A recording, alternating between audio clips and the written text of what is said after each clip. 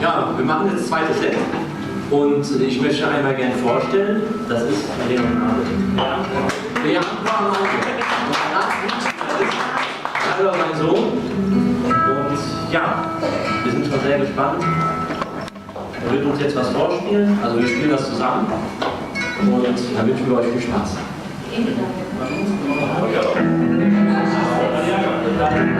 Ja.